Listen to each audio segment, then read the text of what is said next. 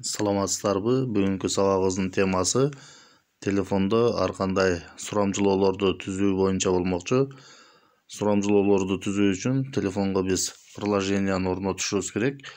Poley деген приложенияны орнотобуз. Ал үчүн Play Marketти ишке киргизебиз. Play Marketти ишке киргизгенден кийин бул жерге биз Poley деп жазабыз. Англисче жазабыз. Poley деп жазып туруп, поисковикти басабыз. Басканыбызда бизден приложение ушундай болуп чыгат. Бул жерде бул приложение менин телефонума орнотулгандыктан открыт деген жазуу чыгып турат. Сиздерде ошол жерде установить деген жазуу чыгат. Ошол установить деген жазууну басып,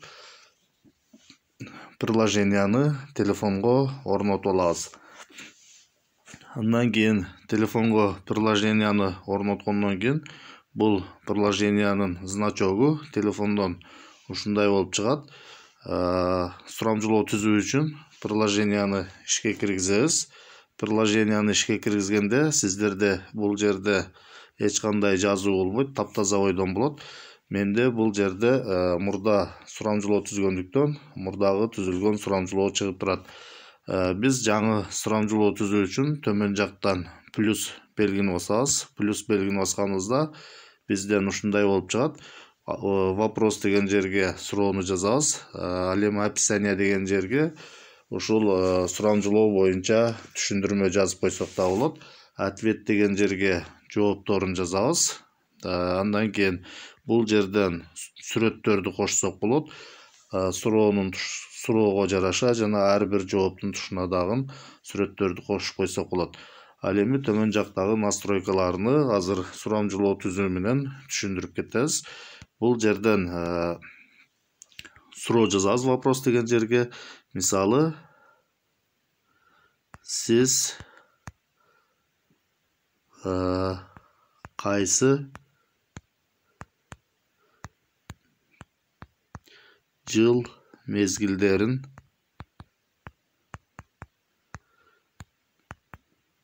жактырасыз деп койсок болот. Мисалы.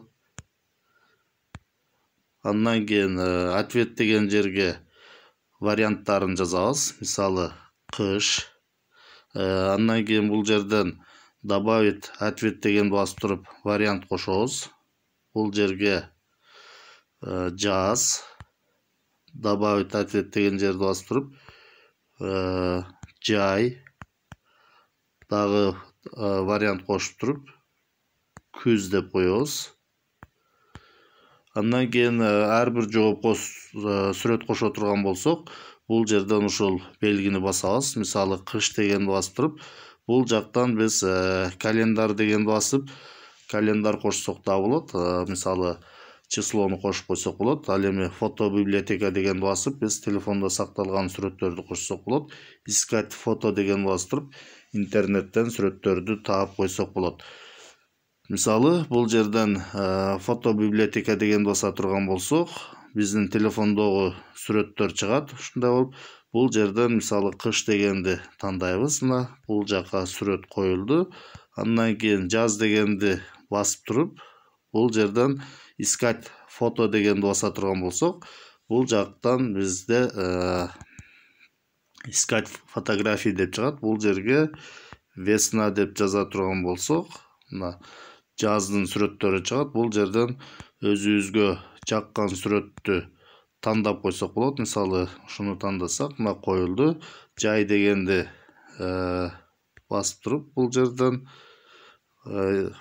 телефондогу сүрөттөн кошуп коелу. Мына андан кийин күз дегенди басып туруп, дагы телефондогу сүрөттү кошуп коелу.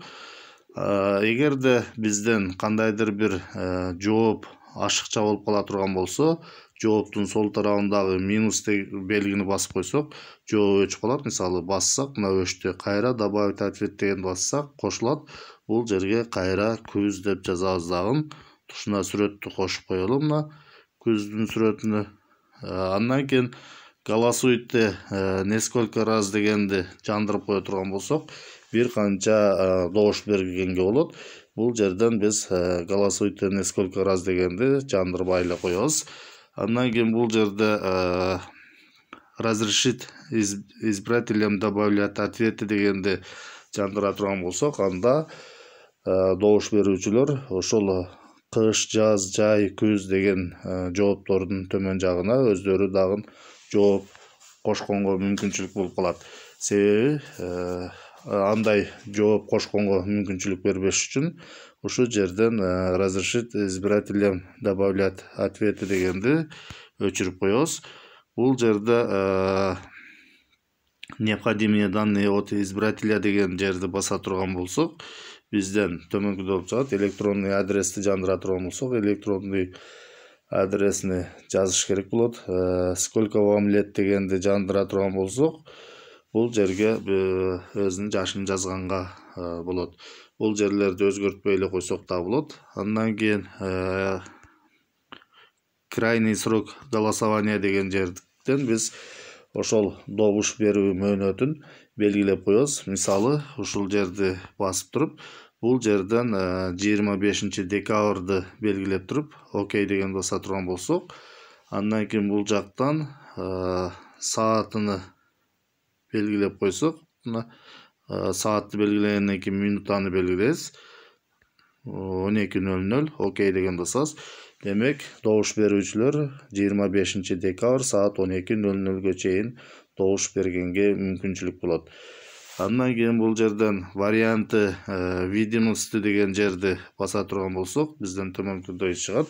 Количество голосов дегенди жандырып коебуз. Себеби добуш берүүчүлөр ошол добуштардын санын көрүп турганга мүмкүнчүлүк болот. Имя избирателя деген жерди баса турган болсок, ошол ар бир добуш берүүчүнүн аты дагы көрүнүп турат.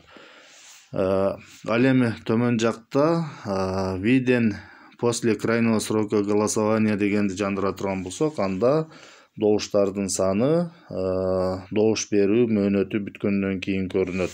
Бул жерден имя избирателя дегенди жандыра турган болсок, бул дагы добуш берүү мөөнөтү бүткөндөн кийин гана добуш берүүчүлөрдүн аттары көрүнөт. Бул жактан назад кылалы. Андан кийин бул жерден больше опций деген баса турган болсок, бул жакта дагы бир канча опциялар бар. Өзүбүз каалагандай настройка кылып алсак болот. Бул жерден защитить вопрос паролям дегенди басып кое турган болсок, биз өзүбүздүн суроомчулугубузду пароль менен коргоп койсок да болот. Бардык суроолорду түзүп болгондон кийин, жоопторду жазып болгондон кийин, бул жерден бардык жооптор жазып болгондон кийин сактоо үчүн бул жактан төмөн жакта оң тарапта ошол галочканы басабыз. Басканыбызда биздин сурамжылоо сактала баштайт. Азыр сактап атат. Сакталганга чейин бир аз күтөбүз. Аз сактап атат. Бир аз күтүп турабыз.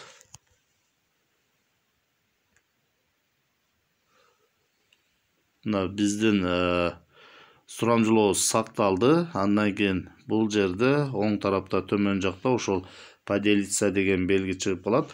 Ошол поделиться деген белгини басып, биз өзүбүздүн сурамжылоону ар кандай мессенджер соц тармактары аркылуу бөлүшүп койсок болот.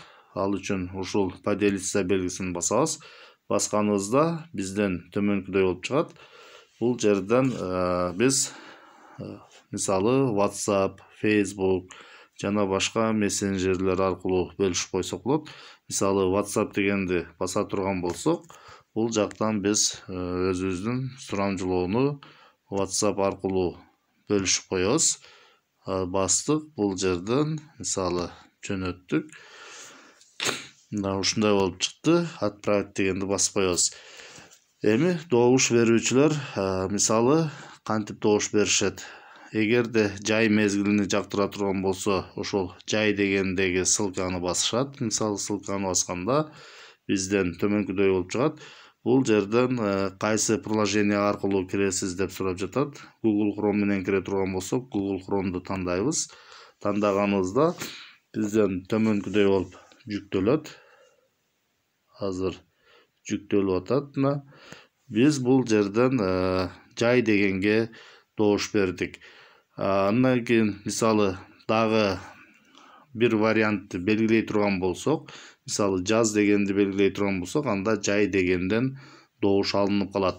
Себеби биз жана сурамжылоо түзүп атканда голосовать несколько раз дегенди өчүрүп койгонбуз. Эгерде ошол жерде голосовать несколько раз дегенди жандырып кое турган болсок, анда бир канча добуштарды, варианттарды, жоопторду тандаган болот. Мисалы, эгерде жооптордун тушунда азыр тегерекчелер турат. Эгер жооптордун тушунда 4 буштук турса, анда бир канча вариантты тандаганга болот деген белги.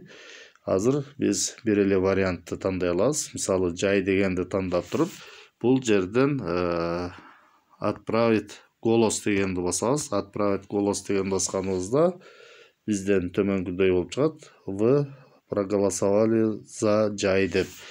Эми бул жактан чыгалы.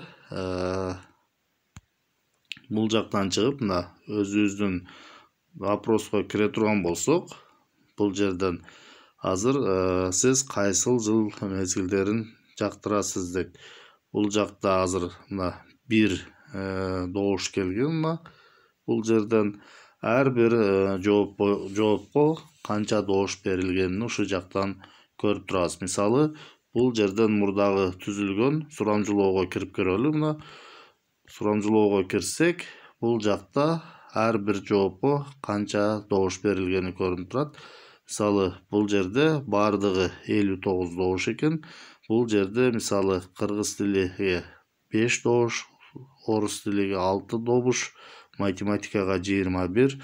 Ушундай кылып кайсы варианттарга канча добуш берилгенini жана кимдер добуш бергенini бул жерде мисалы бардыгынын аттары жазылып турат. Мына бул жерде ушул жерден кимдер ар бир жоопто кимдер кайсы вариантка жооп бергени көрүнүп турат.